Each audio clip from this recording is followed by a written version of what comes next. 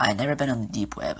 I thought the whole thing sounded stupid. Some illicit part of the internet with unknown atrocities lurking in every corner. But I was working on my master's thesis in sociology, and I thought a paper on internet subcultures sounded interesting.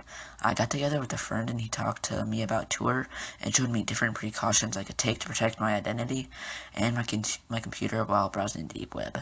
I was ready to explore this bizarre hive I've heard so much about. Needless to say, for about 2 weeks, I sifted through old websites that looked like they had been developed during the 90s. Obscure internet relics floating out in the middle of nowhere. Derelict websites forgotten by time. Most of it was just boring junk. Lots of Nazi conspiracy theorists, drug traffickers, pedophiles. It was what I expected. I would have done my content to do my paper on Nazi subcultures on the deep web, or maybe even pedophiles, but I ran across something that really interested me. It was a forum awkwardly titled Enthusiasts of Suicide. The name led me to believe that the forum wasn't of English-speaking origin. The forum itself had a multinational array of boards for users from different countries. I saw boards in Spanish, French, Turkish, Chinese, a vast array of boards. But there was one common theme. Everyone in the boards was frantically obsessed with suicide. People in the English-speaking boards would share different ideas about suicide, how to execute it, how to lessen the pain for people who were afraid of suffering, stories about friends who had committed suicide, suicide fetishists that's sharing explicit pictures with one another, people having philosophical discussions about suicide. It didn't seem to stop. Then, on one of the boards, I noticed some of the people talking about something called The Suicide Show. It's on tonight, are you going to watch it? One would say. No, I can't. I have a big day tomorrow. I plan on going into work with my 38 and killing my boss. Then I'm going to kill myself.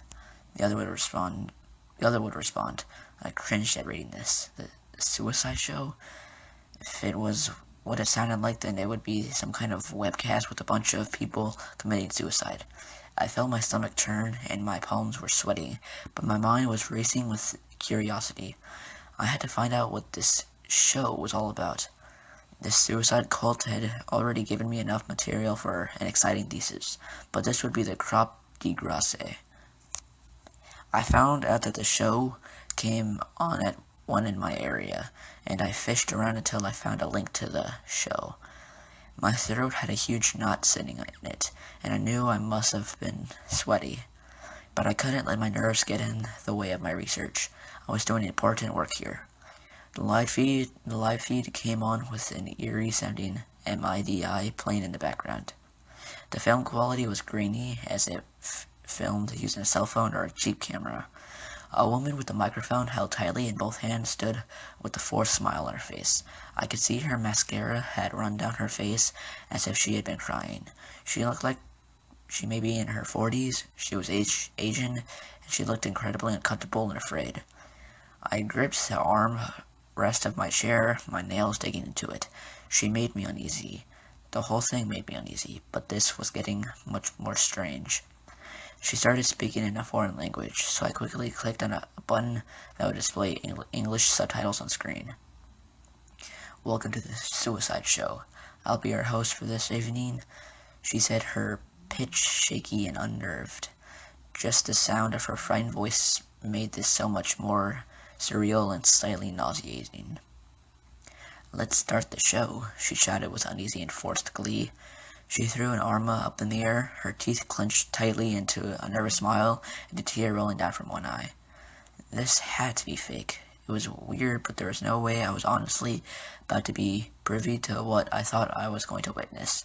They tried hard to convince me this was some illicit game show from hell, that this woman was being held against her will like Vanna White had gunpoint, but I wasn't biting. There's no way that this was happening. Our first contestant is from New York. His name is Robert Howard. She read from a cue card nervously, looking up at the camera with wild eyes. She then lowered the card. I could see her hand shaking and the compulsory smile flash again as she lifted a hand to the air. A spotlight highlighted the area around a man sitting in a chair. He had a shotgun in his hands. I felt my nails dig deeper into the armrest. I clenched my teeth and watched in horror. He lifted the shotgun to his mouth. I saw tears running from his eyes and he fired. I could see the inside of his mouth light up for a brief second as a shot rang out, startlingly loud. I jerked in my chair from the sound of the blast.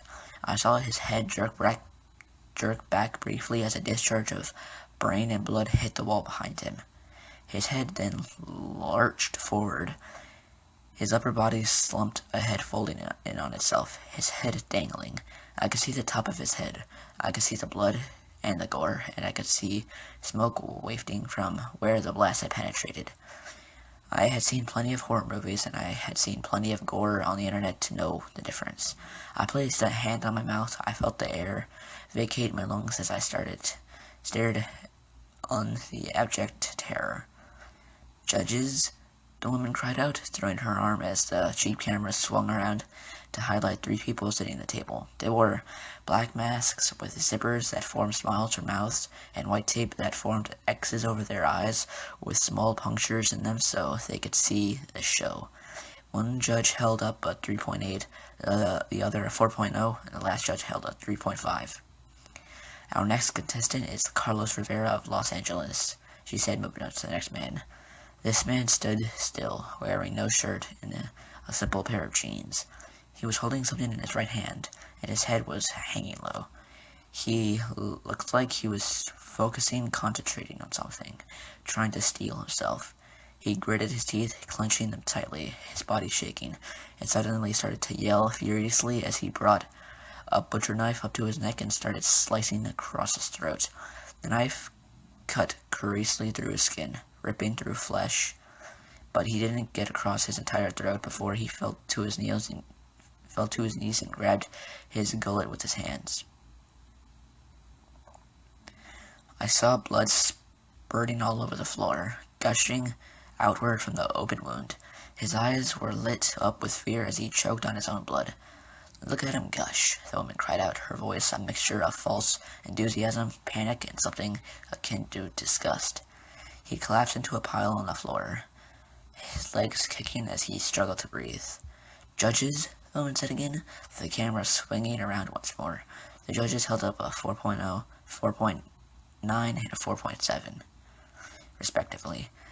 There were 2 other contestants, but I couldn't watch anymore. I closed the feed and walked over to my window. I had to catch my breath. My heart was racing. What had I just seen? I didn't sleep that night. I could see the man who'd slit his throat. I could see his eyes as he struggled to breathe through a throat full of his own blood. I could see his bloody hands clasping his neck in a combination of instinct and regret. I could see him kicking on the floor, laying sideways in a pool of his own blood. Every time I closed my eyes, all I saw was it. Needless to say, I dropped the paper on the suicide enthusiasts.